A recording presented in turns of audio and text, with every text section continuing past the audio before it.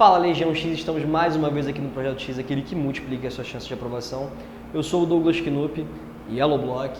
Hoje nós vamos dar continuidade aos estudos da literatura, vamos continuar no romantismo, né? Agora vamos falar sobre a poesia romântica. Pessoal, a gente já viu a prosa, né? A prosa é dividida em relação aos temas que ela trata, agora vamos falar da poesia. Todo mundo já soube, né? Já estudou isso de alguma forma, primeira, segunda e terceira gerações. Pessoal, por que gerações? A primeira, lógico, acontece antes da segunda, que acontece antes da terceira. Porém, o Gonçalves Dias, né, como a gente vai ver, o grande poeta da primeira geração, ele não para de escrever. Então a gente fala em geração, não em fase. Em algum momento elas se tornam concomitantes lá no final até a gente chegar ao realismo. Pessoal, lembra que a gente falou na outra aula sobre 1836, Suspiros Poéticos, Gonçalves de Magalhães? No prefácio dessa obra ele fala que a gente precisa de uma liberdade da forma. Por quê? Porque estar preso à forma faz com que você perca no conteúdo. Então o romantismo é o primeiro movimento literário, né, de poesia que vai tentar liberar o poeta da ideia da forma necessária, canônica, né? O que importa é o conteúdo do poema. Pessoal, só que, claro, isso não é simples assim, vamos simplesmente explodir as normas. Não, a gente vai ver que essa explosão vai rolar legal lá no modernismo, perdão, mas isso é um papo para daqui a alguns séculos. Gente, vamos falar aqui da primeira geração, né? O grande expoente vai ser o Gonçalves Dias, né? A sua Canção do Exílio como sendo um grande marco da literatura nacional. É uma literatura muito preocupada, gente, em construir a identidade do brasileiro. Quem é o brasileiro? O que é o brasileiro? O que a gente e a gente precisa ser não europeu. Não é por acaso que a Canção do Exílio é criada a partir de uma antítese entre Brasil e Portugal, né? O Gonçalves Dias está estudando em Portugal, Portugal é ruim, o Brasil é bom. Será que foi por acaso, né, que a gente foi colônia de Portugal e o poema é assim?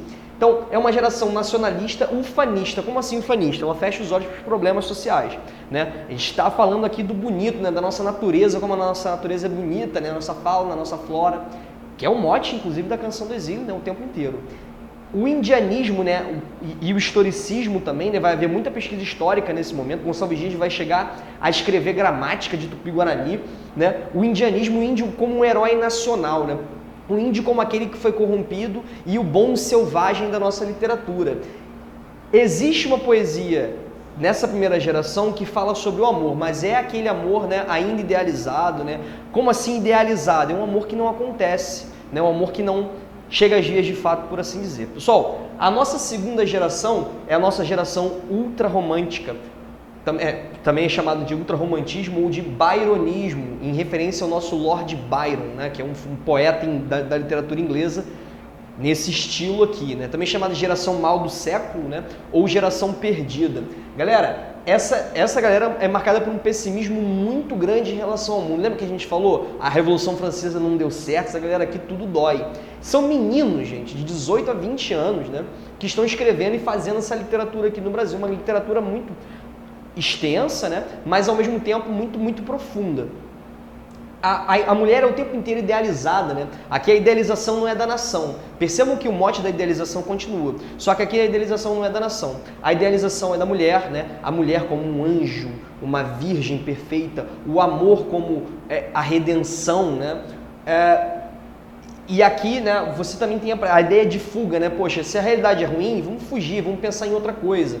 O Casimiro de Abreu, eu botei aqui em azul, né? Os dois grandes poetas desse momento, Casimiro de Abreu e Álvares de Azevedo.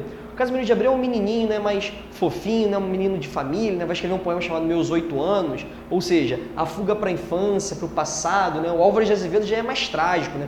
A fuga dele é para a bebida, para a morte, para o satanismo. Álvares de Azevedo vai escrever uma obra, né, chamada Noite na Taverna, em prosa, né, uma obra que se assemelha à tradição gótica, né, que vai falar sobre estupro, morte, só coisa pesada, assim, que na verdade é uma antologia de contos que vale a pena a gente dar uma olhada.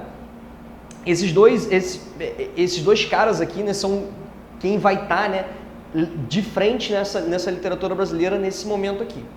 Pessoal, a terceira geração, nosso Castro Alves, né, segundo Machado de Assis, o maior poeta da história do Brasil, teria sido, né, se não tivesse morrido precocemente, conhecido como poeta dos escravos. É a geração condoreira, vem de um poema, né, do próprio Castro Alves, em que ele fala: a praça é do povo, como o céu é do condor. Né? A ideia de liberdade que o povo só tem se ele for para a rua. Bem atual esse tema, né, galera?